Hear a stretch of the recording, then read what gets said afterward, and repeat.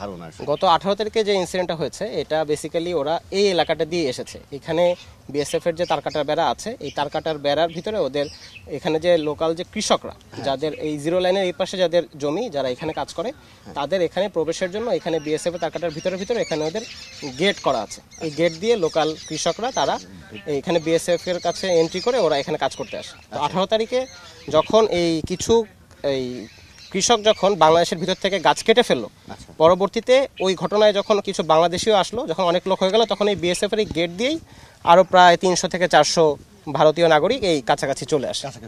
আচ্ছা, পরবর্তীতে যখন আমাদের বাংলাদেশে যারা নাগরিক তারা এখানে চলে আসে, সেই পরিস্থিতিটা আসলে কিভাবে মোকাবেলা করতে, যে আপনি নিজে ছিলেন, আসলে কতটুকু ডিফিকাল্টিস ছিল আর কি, যদি একটু বলেন। প্রথম দিকে যখন আমরা ইনিশিয়ালি যখন শুনতে পারি যে কিছু ভারতীয় নাগরিক আমাদের এই জিরো লাইনে কিছু বাংলাদেশি এই আম গাছ কেটে ফেলেছে, পরবর্তীতে শুনতে পারার সঙ্গে সঙ্গে আমরা এখানে আসি এবং ওই ভারতীয় যারা ছিল ওদেরকে আমরা বাধা দিই। বাধা দেওয়ার পরবর্তীতেই ওটা বিএসএফ যখন দেখে, তখন বিএসএফ এখানে সামনে চলে আসে। তো বিজিবি এবং বিএসএফ এর যে কথাবার্তা চলছে, এর মাঝখানেই প্রায় 300 থেকে 400 ভারতীয় নাগরিক ভিতরে চলে আসে। তো ওদেরকে দেখে আমাদের বাংলাদেশের এইদিকে যে কিরণগঞ্জ এবং চৌকা বিওপির যে গ্রামের যে সীমান্তবর্তী যে লোক আছে, ওরাও যখন এটা শুনতে পারে ওরাও চলে আসে। তো আমাদের সাথে বিএসএফ এর কথা বলতে বলতেই এই এলাকাতে প্রায় দুই পক্ষ মিলে প্রায় 8 থেকে 10 হাজার লোক চলে আসে। তো তখন সীমান্ত ঠান্ডা করার জন্য, স্বাভাবিক করার জন্য আমরা স্থানীয় জনসংযোগ ছিল তাদেরকে শান্ত করার চেষ্টা করছিলাম। বিএসএফও তাদের স্থানীয় যারা ভারতীয় জনগণ তাদেরকে শান্ত করার চেষ্টা করছিল। পরবর্তীতে এক পর্যায়ে বিএসএফ সাউন্ড গ্রেনেড নিক্ষেপ করে এবং টিয়ার গ্যাস নিক্ষেপ করে। পরবর্তীতে আমাদের বিজিবির পরিচালক এখানে ছিলেন। পরবর্তীতে যখন বিএসএফের যখন কমান্ডেন্ট আসেন, তখন বিজিবির সিও এবং বিএসএফের কমান্ডেন্ট এইখানে জিরো লাইনে একটা অধিনায়ক লেভেলে একটা পতাকা বৈঠক করেন। এই পতাকা বৈঠকের পরেই দুই পক্ষের আলোচনা হয় এবং এই যে ভারতীয় নাগরিক যে বাংলাদেশের আম গাছগুলো কেটে ফেলেছেন, এই জন্য এই বিএসএফ এর অধিনায়ক আমাদের কাছে দুঃখ প্রকাশ করেছেন এবং তিনি দুঃখ জানিয়েছেন এবং তিনি জানিয়েছেন যে এই জন্য যারা এটা করেছে তাদেরকে উপযুক্ত শাস্তি দেওয়া হবে।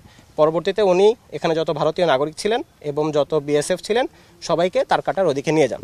পরবর্তীতে বিএসএফ এবং ভারতীয় নাগরিক যখন তার পাশে চলে আসে, তখন আমরাও আমাদের এপাশে যারা ছিল, যারা উৎসুক জনতা ছিল, যারা এখানে অনেকেই আছে যারা এখানকার সীমান্তবর্তী যাদের এলাকা বাসা, তাদেরকে আমরা আস্তে আস্তে শান্ত করার চেষ্টা করি এবং শান্ত করার চেষ্টা করে আস্তে আস্তে পরবর্তীতে তারা চলে যায়। আমরা দেখতে পাচ্ছি যে এই সীমান্ত এলাকাতে বাংলাদেশি যারা নাগরিক আছেন তারা এখন খুব শান্তভাবে অবস্থান করছেন।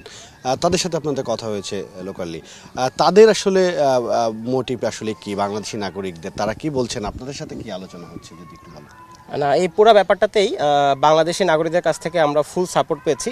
5 তারিখে যখন এই চৌকা সীমান্তে যখন তারকাটার বেড়াকে নিয়ে যখন একটা ঘটনা হয়েছিল, তখনও বাংলাদেশি নাগরিকরা একদম আমাদের পাশে ছিলেন এবং এই গত 18 তারিখে যে ঘটনাটা ঘটেছে, এখানেও বাংলাদেশি নাগরিকরা বিশেষ করে এই সীমান্তবর্তী যারা আছেন এখানে কিরণগঞ্জ এবং চৌকা সীমান্তে, তারাও আমাদেরকে একদম প্রথম থেকে শেষ পর্যন্ত আমাদেরকে সাপোর্ট দিয়েছেন, আমাদের সাথে ছিলেন।